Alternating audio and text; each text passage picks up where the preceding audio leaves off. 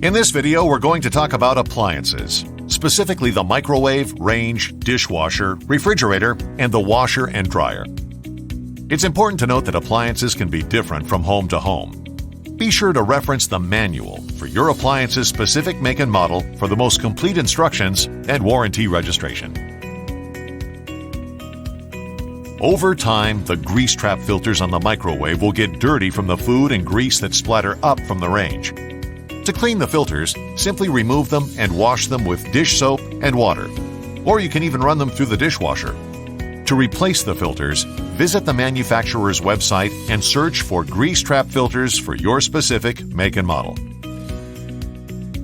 To test the external venting on your microwave, hold a single piece of paper a few inches under the microwave while the fan is on. If the venting is working properly, it should hold the piece of paper up to the vents.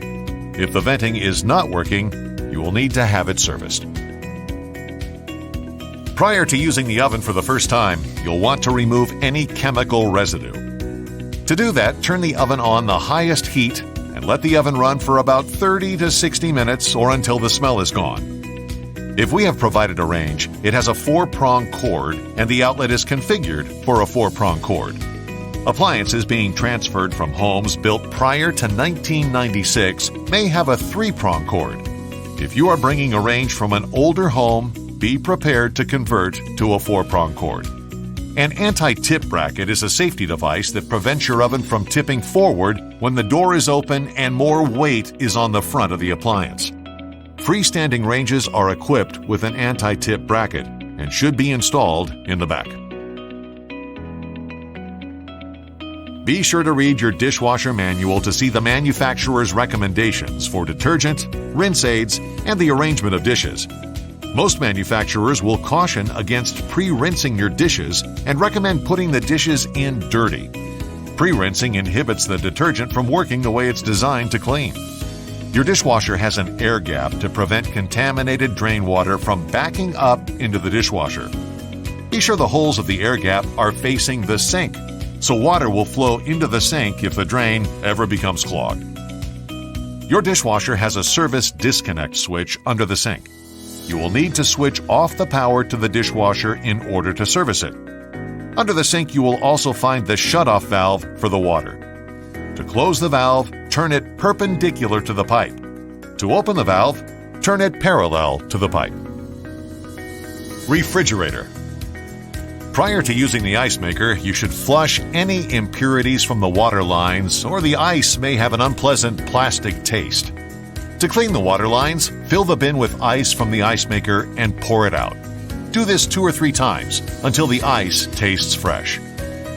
If your refrigerator has a water dispenser, follow the manufacturer's schedule for replacing the filter. After changing the filter, be sure to dispense a gallon or 2 of water and pour it out. This will flush any residue from the filter.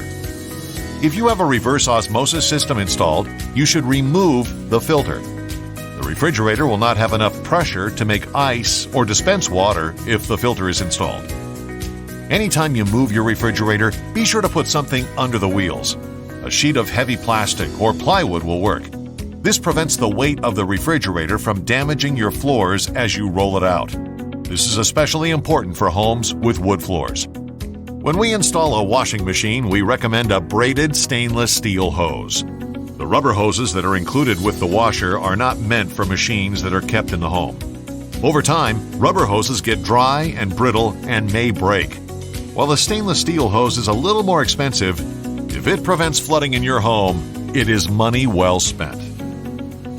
Your washing machine has a drainage hose and hot and cold water shutoff valves. To close the valve, turn it perpendicular to the pipe. To open the valve, turn it parallel to the pipe. Dryer. If we have provided a dryer, it has a 4-prong cord and the outlet is configured for a 4-prong cord. Appliances being transferred from homes built prior to 1996 may have a 3-prong cord.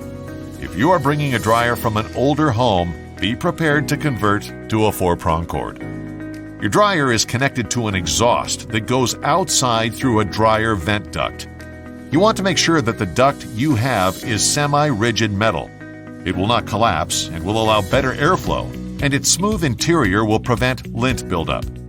It's important to clean your dryer vent at least once a year to help prevent a fire and keep your dryer running efficiently. You can do this yourself, or you can hire someone. To reduce the amount of lint going through the duct, be sure to clean the lint trap between loads of laundry. Here is where the dryer is venting on the outside of the home. An animal screen should never be placed over dryer vents because lint could build up and become a fire hazard.